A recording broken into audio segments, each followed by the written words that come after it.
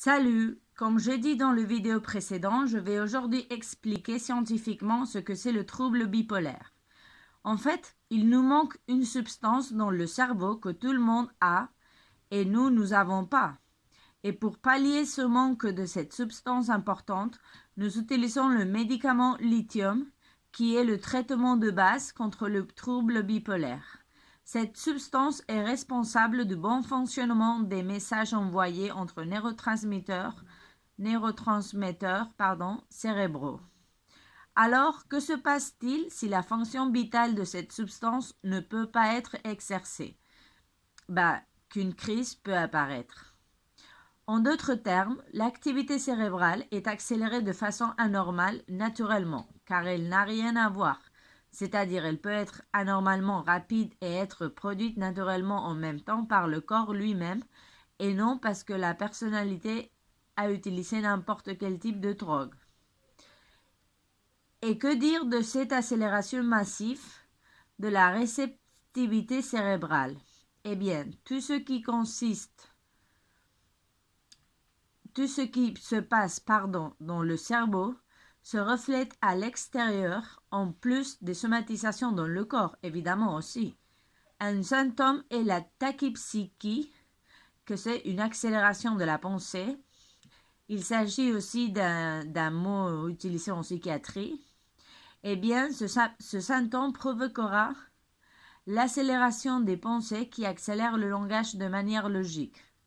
La personne vient parler très vite et même manger ses mots parce qu'elle n'arrive pas elle n'arrive pas à suivre son propre cerveau en parlant.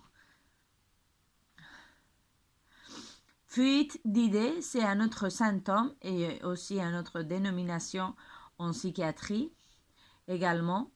La personne a des millions d'idées en même temps. La créativité est partout. Je tiens à dire à des personnes qui étaient bipolaires et qui peut-être dans ces épisodes ont créé le meilleur de ce que nous avons d'eux. Par exemple, des gens comme Van Gogh, Mozart, Edgar Allan Poe, etc. Maintenant, nous allons faire une réflexion. Tout ce qui monte de manière brutale et anormale, dans le champ de l'organisme, je veux dire par exemple, elle doit s'effondrer. C'est lorsque la crise est contrôlée et que l'accélération cesse. Mon médecin m'a expliqué une fois. C'est très simple en réalité. Vous savez, c'est comme si vous avez 100% d'énergie par an. Et dans une crise qui environ dure 3 semaines, vous consommez environ 70 et même 80% de cette énergie. Quel est le résultat? Eh bien que pendant 11 mois et environ une semaine, vous devez vous maintenir avec un 30% de cette énergie alors que vous en aviez 100% pour toute l'année. C'est-à-dire que le cerveau est épuisé, complètement épuisé. Il réagit lentement et à l'extérieur, tout ça se traduit par une apathie, une tristesse, une fatigue extrême, etc. Tout ça, c'est de la bipolarité. Lorsque le cerveau accéléré sur le plan neurochimique, tout ce qui se passe au niveau cérébral est reflété à l'extérieur. C'est comme si la personne participait à une fête continue.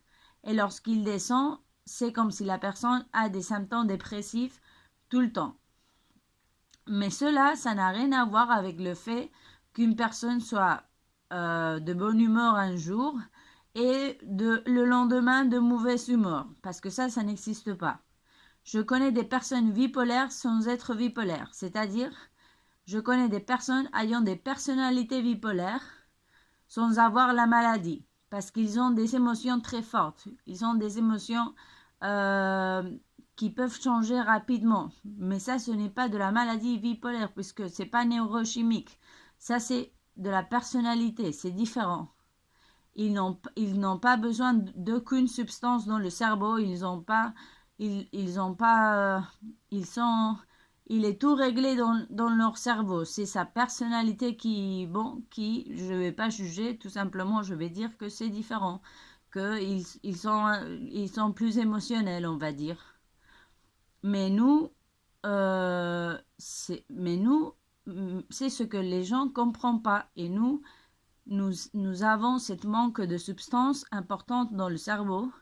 et nous devons avoir un traitement pharmacologique toute la vie à cause de ça. Évidemment, je remercie à Dieu ou bon à mon père qui est mort. Je remercie à mon père que ça soit pas, par exemple, qu'il me manque une chambre ou qu'il me manque, voilà, ou quoi que ce soit, hein. Je remercie bien ça, mais quand même, c'est chiant. Ce qui est chiant, c'est que les gens ne comprennent pas. Donc, tu peux pas dire la vérité. Je peux pas dire la vérité sans me sentir rejetée, sans me sentir comme une folle, sans me sentir mal, très mal. Et ça, ça n'a pas d'explication parce que ça, c'est pas normal. C'est pas normal. Et bon, je termine. Bon, la photo, c'est moi de petite avec ma chienne. Bah, j'ai décidé de mettre la vidéo ici parce que je préfère rester en anonymat encore. Bonne soirée à tous et merci beaucoup.